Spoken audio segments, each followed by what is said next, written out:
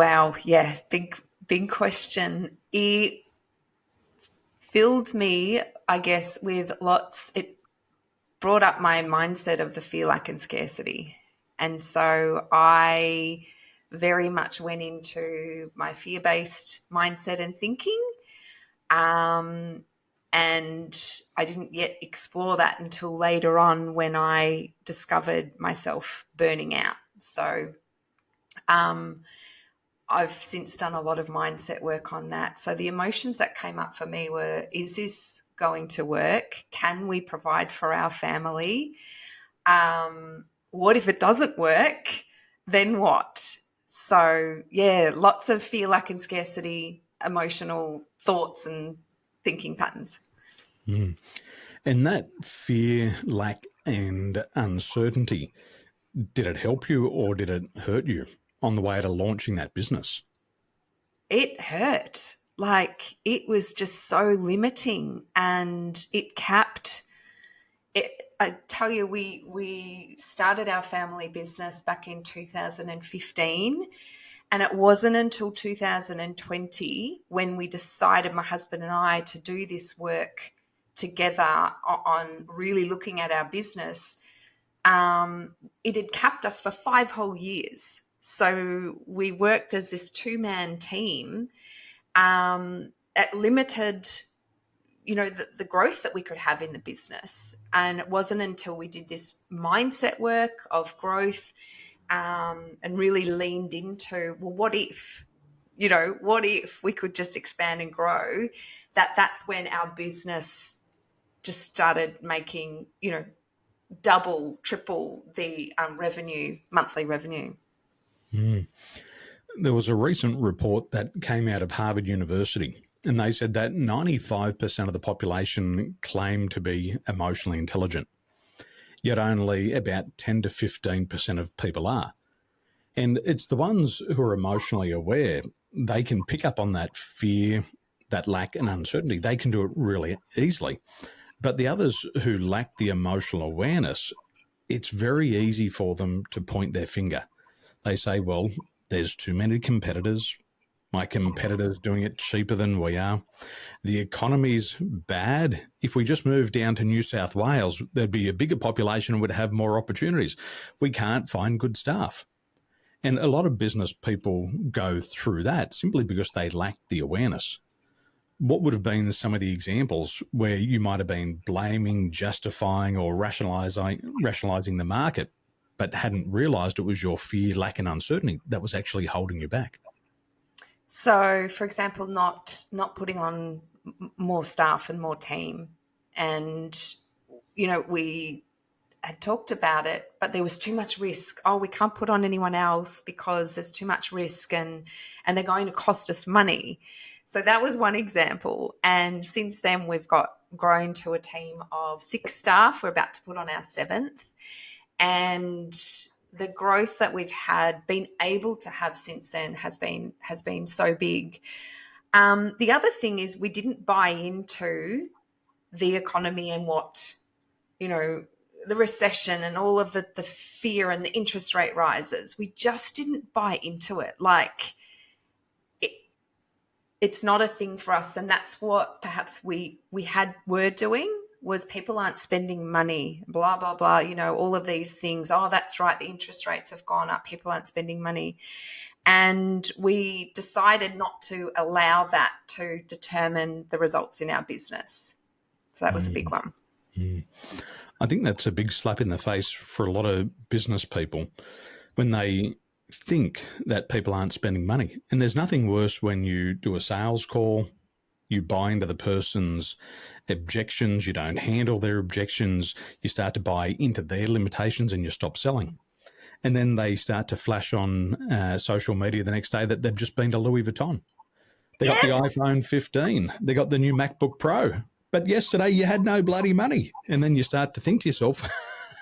So this is exactly the thing, right? Like, if you have a look at, I can't remember, I was talking to somebody recently about the Taylor Swift concerts, like how she sold out those concerts here in Australia in like ridiculous amount of time. And I worked it out how much the tickets were and how much she was seating.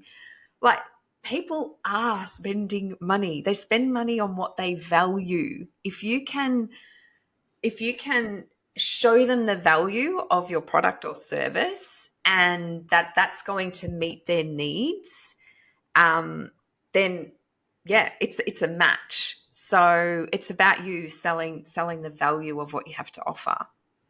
And I believe in personal development. We wake up one day and we say, I'm worthy to be investing in. I've got to start to invest in myself and I'm worth it. And I believe that's part of the transformation a lot of people make. You wake up and say, you know what? I'm bloody good at what I do. Take care of my customers, get up early, stay up late, fulfill the promises. And then you start to invest and you start to make that big shift in the mindset. And then you start to see those opportunities. You start to put more value on what you do. And once you put more value on yourself, you realize that people are better with you. Their life is better with you than without you. Like Taylor Swift. People go, my life's better with Taylor Swift. Spending an hour there, that's a better life. That's value. Absolutely. And And they that's do. it. We've done a lot of personal development and growth and money mindset work, and my husband and I, and it's been scary at first because we were so in that fear, lack, and scarcity. But now we have just seen growth after growth and expansion after expansion. And it's just been, really owning the value of who we are and what we have to offer. So you're starting your own family business. You also have your own coaching business. And you've also spent 20 years in the field of nursing. What have you learned from 20 years of nursing? Oh, so much. Where do I start? So, look, I guess nursing really showed me that I was a people pleaser and that I was a perfectionist. And I ultimately burnt out because of those patterns and programs that I was running. And I've had I'm now 25 years into nursing, but 20 of those years was me trying to prove myself and overfunction and please everyone and make everything perfect in a completely imperfect world, in an imperfect system. And what I realized was that I am in control of me and the care that I give and my clinical judgment and skills. And I have to know that, if I'm working with a team of professionals and that the care that we give is perfect. It is what it is. We can't control all of the outcomes. And I would go home in the past completely beating myself up because an outcome, say for a patient experience or a patient outcome, didn't go the way that I wanted it to. However, we'd given the care that and the treatment that they had needed. So that was a really big one for me, was to see that I couldn't control every little outcome and make it all perfect and make everyone's experience amazing, even though I desperately wanted to. It was part of their journey. Yeah. Does that make sense? It does. It does. I'm a recovering perfectionist. Oh, wow. And so is my wife. And what we learned was that we would put unrealistic standards on our performance. And they were standards that nobody could ever meet. So if the benchmark was down here and our standard was here, we would go far beyond the benchmark, 30, 40, 50% beyond the benchmark. But then we would beat ourselves up in the gap. So this is what I set as my standard. This is actually where I am. This is where the market is. And we're still beating ourselves up here. And so some of the signs and symptoms for us was working ourselves to exhaustion, getting up too early, staying up too late, studying too much and trying to apply too many new ideas at one time, delivering the job but never feeling satisfied, and always having that negative self-talk. It's not good enough. I should have done better, and somehow I've got to fix it and make it right. And even if the client gave positive feedback and referrals and recommendations, you almost felt like you weren't worthy of it. And what it developed into for me was a fear of failure. It was a fear of Mm. failing the customer. I'm going to make a promise. This is what the market's going to give you. I'm going to give you that, but my benchmark's here. And so it was like feeling dissatisfied all the time. And I learned the word, it was feeling discontent. And for me, that was a big one. Mm. And we have to be realistic with the standards we put on ourselves as perfectionists, because these same standards would very rarely project onto others. That's right. For me, this is the standard. For everybody else, go and live your best life. But we would never apply it. Is that what you went through?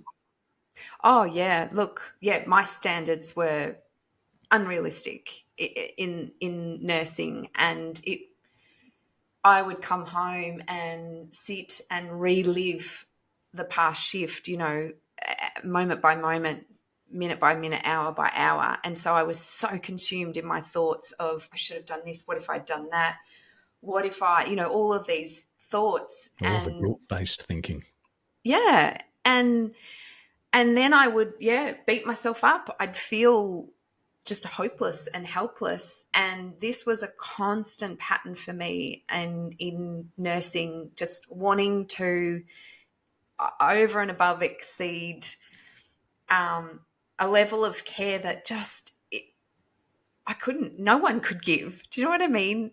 And I actually had this conversation with one of my nurse coaching clients. And at the end of the day, and this sounds horrible to say, but if someone's going to die, they're going to die. Like, the power above is just, it's a part of our evolution as human beings and the natural progression. So who am I to, yes, go all in and save them, but I cannot at the end of the day bring them back if that's not what their journey is about.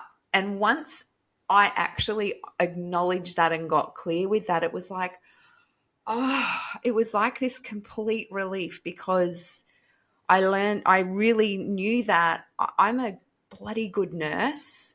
I'm good at what I do. I can pick up things that, even some of the top doctors that I were working with couldn't see. I could see what was going on with a patient before it was manifesting physically, with their symptoms. I'm a good nurse, and that kind of gave me permission to just release that big expectation of my care and myself. And I would come home then, and really I had a process to rather than beat myself up, was just untangle the thoughts and the emotions that I had experienced throughout the shift. One thing I learned is that perfectionism relates to our self-awareness and our self-view. And a lot of us are perfectionists, and we're attentive to it, which means we finally get it under control. Others are just inattentive to it, and they haven't got it under conscious control yet. Now that you've got it under conscious control and you know your upper and lower limits, how have you been able to take that quality and characteristic into your own family business? And rather having it working against you, how do you get that perfectionism working for you? I think, well, for us in the family business is setting our intentions for every job that we do, and that we do that with our employees as well. And really, it's helped us to refine our process. And even the other day, my husband and I had a conversation around some of the bigger jobs that we are doing. We do flooring, and some of the bigger jobs, it requires some check-in stages to check in with, are we meeting the client's expectation here? Are we meeting our own expectation and the intent that we set out to do?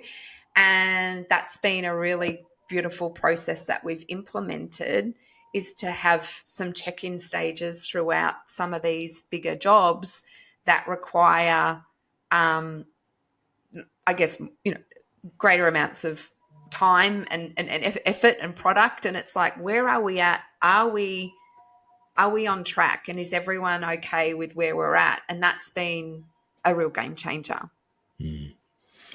What a lot of people don't understand yet is that most top performers are also perfectionists.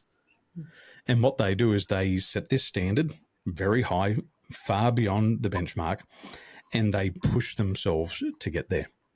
And so for the people who understand that perfectionism has been impacting them negatively, once you learn how to work with it, it's actually your superpower.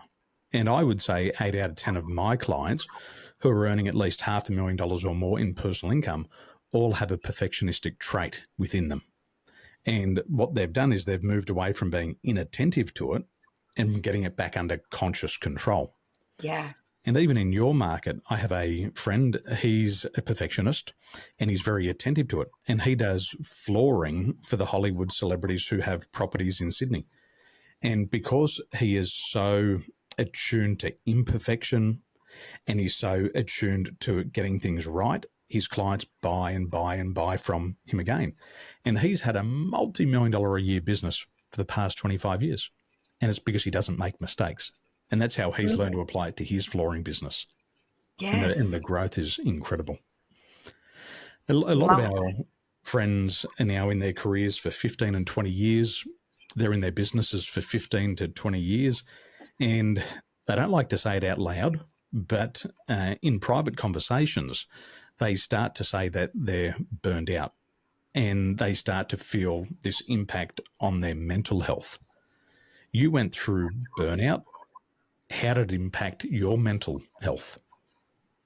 Yeah. So what I noticed for me, the first few signs, and there's 12 stages of burnout. The first stage is proving yourself and pushing through, all the way through to, detaching from your emotions and just numbing, essentially, disconnecting from your values and the things that used to light you up and be a part of your life, right through to complete mental, physical, emotional collapse. So I hit stage 12 burnout, but the first stages for me were overwhelming frustration that led to resentment.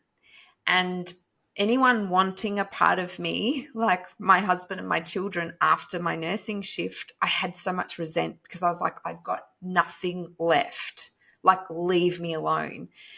And I really, unconsciously, I was just like, stay away from me. I just need my brain, because my thoughts, I was in my head all of the time. So that's another symptom. I was just in my head overthinking all of the things, and that was another thing. The second thing, I was waking up going, here we go again. Why do I have to do another day like this? So I was just dreading each day. And then, really disconnecting from my family. So they were perhaps the earlier to mid stages of the signs and symptoms. One of my friends, she was going through burnout and she used to have this sign on her bedroom door. You know, those ones you get from the hotels that says, do not disturb? Mm. She got that. She crossed out do not disturb and she wrote on it, emotionally unavailable. And she would hang that on her door so her family knew, stay out, leave me alone. Wow. I need some time. For people who are going through burnout or they're starting to see some of these signs and symptoms of burnout, what are a couple of things that you recommend that they can start doing to head in the right direction?